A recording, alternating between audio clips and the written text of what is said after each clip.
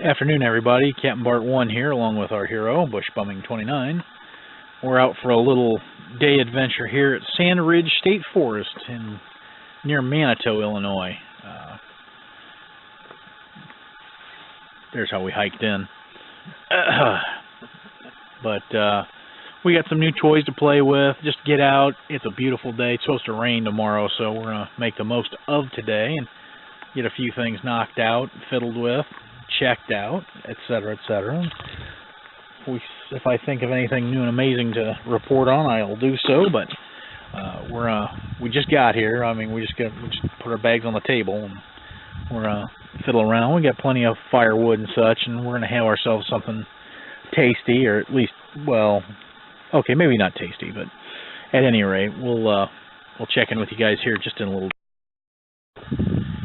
Hey everybody, just take a little time here to show you our resources here. This is just some down timber from something that was cut down. It's pretty green. It's too green to burn. We've got plenty of stuff around here we can burn, but what we do need is a baton, because we neither one of us bring a hatchet or an axe. So, yes, using the old Gerber slide-out saw, got us a couple of batons, not en route, what's in process there, that's the words I'm looking for. So I'm going to sit here, and I have a new little doodad here, knife. Hang on. Let's set you guys up. Hang on, don't run away, hang on. Maybe, don't fall, oh my god, you fell.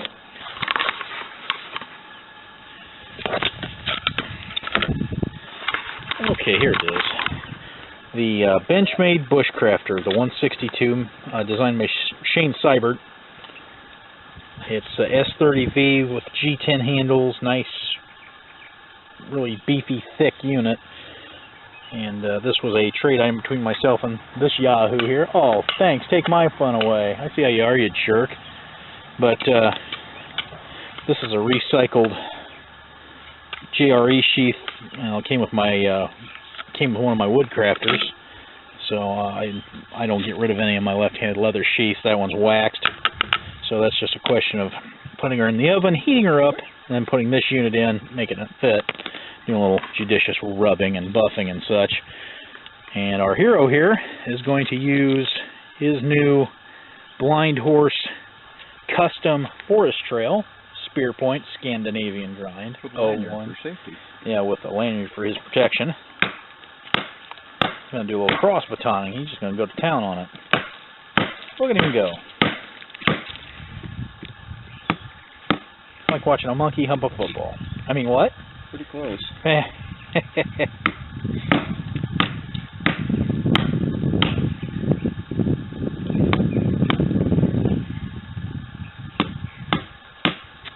of awkward to win. That's what she said. Okay, guys, we'll check back in here. Okay, everybody, we have fire here in the provided pit. The state park had a warning board up about a high risk of forest fire, so we're not going to dink around too much. Just use the provided pit and etc., etc. And we used cedar shavings to get everything started. They were struck with a match. Ryan was being a little bit lazy. I went ahead and dug the ashes out so you get to the little piece of rebar that sits at the bottom to kind of hold the firewood up. And see all that green smoke?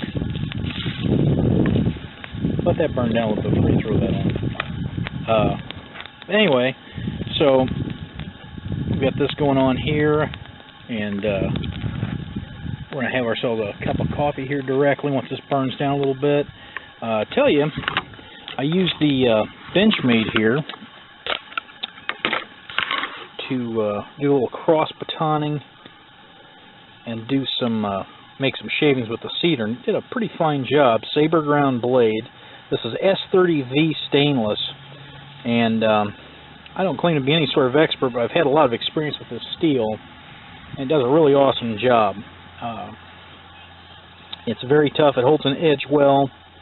This is by no means a review of this knife. This is just my initial using with it. I did do one cross baton cut on seasoned wood, and it did that real well. There's been nothing's been boogered. Everything's holding its edge real well. It handles well. I've been using gloves, but even then, you know, there hasn't been any fatigue or anything using this. No hot spots in the hand.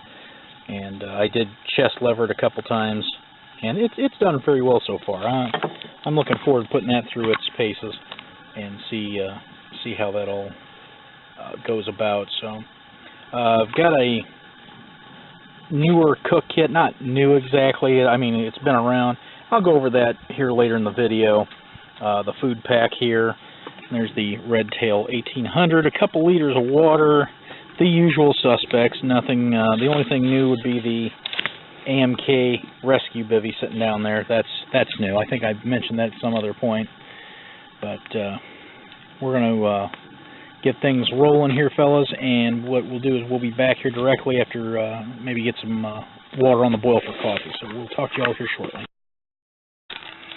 Okay, guys, we are here enjoying a little cup of joe, courtesy of Starbucks Via. Excuse me. Come buy a few stocks and sugar. Yummy. Yeah, well, you and I keep Cuba and/or Hawaii in business in the sugarcane, which is okay. That's fine. My doctor will kill me. That's fine too. There's the GSI Catalyst, and I want to make a little shout out to the boys at GSI because this bowl mug slash, well, it's two bowls, the lid, the bowl's nest, and then the smaller bowl has an insulator around it.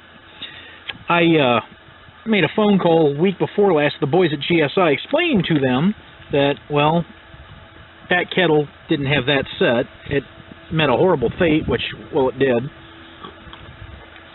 And for those of you who don't know, this is 14 ounces. They sell a set on Amazon and different places that's 20 ounces. It comes in that blue color or this amber color. That set is not this set. This set is specially built for this kettle. It's 14 ounces. Trust me, I had to find out the hard way.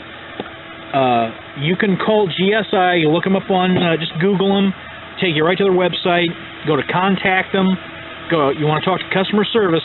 This was $5 for both bowls, the insulator, and the lid. It was shipped first class, and came in a box. It came like half the time they said it'd come, and I was pleasantly surprised. I was very impressed with the boys at GSI. Thank you, guys. Give you a little shout out here in this medium, and like I said, though, I'm going to put that water back on to heat up so we can rinse our cups and spoon off and not be so filthy. And excuse me. 7, you sissy. But when I'm out, you know, having my morning oatmeal or going to have dinner or whatever, you might require 2 bowls for something, and you still have a cup. And that's what I like about this whole setup is I have something to drink out of apart from 2 bowls. And then my utensils are in this little pouch here, courtesy of 70% Professor. Thank you, David. And that's got my, that spoon and some other cooking implements, wooden spoon and a spatula and just other odds and ends, things you might just possibly need in a day in the woods. So I'm going to go ahead and finish my coffee, maybe have something else to eat. I've got a couple things I could go with. Might even have a cup of hot chocolate. Why? Because I can. And we'll get with you guys here and again in a little bit. Wow, easy there, Kurt. Hey guys, had some hot chocolate, had some coffee, not in that order. Just did my dishes here. A little water left in the old kettle. I got to clean that up too, or the outside of it, because it sat right on the coals. We're not leaving. We're not even getting ready to leave. We're just fiddling around. Oh, Happy here's all, you know, practicing his shibari. And we got a little fire going, sitting here in this big ash pile, and having ourselves a really nice little day. Our sun went away. It's overcast now, which, that's fine. At least we're not going to get sunburnt. Always a positive, always a positive. So, my loadout for today The Kettleless Cook Kit, the Rubbermaid semi-disposable food pack, my cooking pouch. This has my spoons and spatulas and a few paper towels, that kind of folderol. Gloves, Gerber slide-out saw, my Mora 840. The Benchmaid's in here somewhere hiding. Where did it get? Oh, I see it. I see the belt loop. It's right there. Right there. The old Kelty Redtail 1800. I gotta say, I really like this bag. This bag is awesome. Oh, what do we got in here? The usual suspects: first aid kit, bivvy, the oh shit bag, garbage bags, sportsman's tarp, poop pack in this pouch. My compass is in that pouch also, in case I get lost going to the bathroom. It happens. My camera case, and one of 2 Gatorade bottles. There's the other one. That one's empty. This one is not. And what's Ryan packing today? And you'll see this on his video. Please check out Bushbumming29 for his take on this. Yeah. Mountain Smith Day Pack with a 64 and a 40-ounce clean canteen. His Pathfinder cook set. The Adventure? That's Adventure Miracle. Yeah, that's AMK with one of their Sportsman Series medical kits. The Steelhead. The Steelhead. They changed all their names. Is that Kangaroo? That's Kangaroo. I believe so, yeah. Yeah, an Alan Ainsworth Kangaroo. Excuse me, fire pouch. The coffee's burping me. Wow. Warm mine back up. What? Gotta warm mine back up. Okay. Whatever he means by that. My coffee. Oh. So, but yeah, we're having us a good day. If it hurts, you're doing it wrong. Having us a good little afternoon doings here. Like I said, we had a cup of coffee and a cup of hot chocolate, and I've been noshing on Jack Link Little Chubs and Cliff Bars because, well, you know, too much sugar is never enough. Just going to get my ducks back in a row here after a bit. Just kind of keep the organization up and the clutter down. I despise clutter. Come visit my house someday. Oh, I digress. Anyway, guys, look at the fire go. You crafty individual. Don't burn the coffee. It'll taste like it came from Starbucks. I mean, what? Oh, rats. Maybe I've said too much. Sorry, Starbucks. Sorry, Beth. My youngest daughter works at Starbucks. So, alrighty, guys. We'll be back. Hey guys, just happened to notice this by our campsite, and got me thinking back to October when we had our little camp out, our day hike overnight emergency deal. This would make a dandy ridge pole for your tarp or poncho or whatever. Just a little work here with a saw, or not even. It breaks off pretty easy, and that'd give you some headroom there. The root ball is still attached there in the ground. I don't know if you can see it right there. But the root ball is still sunk in. And this is relatively stable. It is punky. So if something come down on top of you, I don't think it'd survive a direct hit, but it might keep you from getting smushed. But I just happened to notice it. And, you know, kind of... You know, if this was on the trail, and I'd sit there and go, oh, hey, you know, I could make that an overnight stop. You know, no work, shed your, or string your poncho up, and there you'd have it. You know, you'd have yourself a good work area here, and you'd have your poncho lean-to or tarp lean-to one way or the other, and you could kick out a lot of this debris for a fire, have it for bedding, because there's leaves and duff everywhere in here. A couple of trash bags later, and you would be like in 2 big bean bags. But just wanted to point this out. And while I'm on the topic, you'll if you go to Ryan's channel, Bushbumming29, he's got a review of a belt kit he's doing. And we're not going to go into it right now, but I do want to address it soon. Himself and 70th Professor had an incident. It would have been last weekend. And we're not going to go into the details of it right now. but they were left virtually homeless in the outdoors sense. Tentage and hammocks and whatnot gone. But the idea of the belt kit is it would be a last ditch or fallback to survival kit, kind of the oh shit bag to your oh shit bag. Your compass, water filtration, water storage, knife fire, etc., etc. And everyone does this. And the reason I bring it up is it made me think, you know, maybe I should have one set up just for my own peace of mind, or whatever you'd like to call it. So I'm going to do some hunting and thinking and fiddling around and see if I can't come up with a critter like that and go from there. So anyway, I thought I'd bring this up to you guys. I saw it, and like I said, I wanted to address it, and we'll check in with you here in just a bit.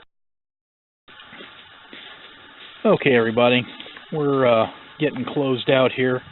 Fire's burning down to nearly nothing. We're going to water that down and then scoop all these ashes in on top, make sure it's good and put out. We got some kindling and some wood and some shavings and stuff for the next folks. We're about all packed up here. Be getting back, heading back to the old ranchero here directly, and we've been feeling a little rain spitting. It's nothing to turn you off, but well, if you look where we are, trees all around us, none over us. If I was over like there, wouldn't even be an issue because I have all those evergreens over my noggin, which we could move over there. It's not an issue. Just it's getting time to go home anyway. Mrs. Captain Bart will be waiting with some wonderful meal. I believe sausage and fried potatoes are on the bill of fare tonight. Yay me. Might even convince this yahoo to come eat with me. I don't know. We'll see. So, anyhow, appreciate you guys tagging along with us today. We had some fun. It was much needed. Maybe do it again if it's not awful Friday. But I'll get this up today and this evening, whenever I get it up. And thank you for all the subscriptions. I mean that. You guys rock. If there's anything you would like to see or have questions about, feel free to give me something down there. Happy to help out. Happy to answer any question I can. And until I get to talk to you guys again, this is Captain Bart 1, standing by.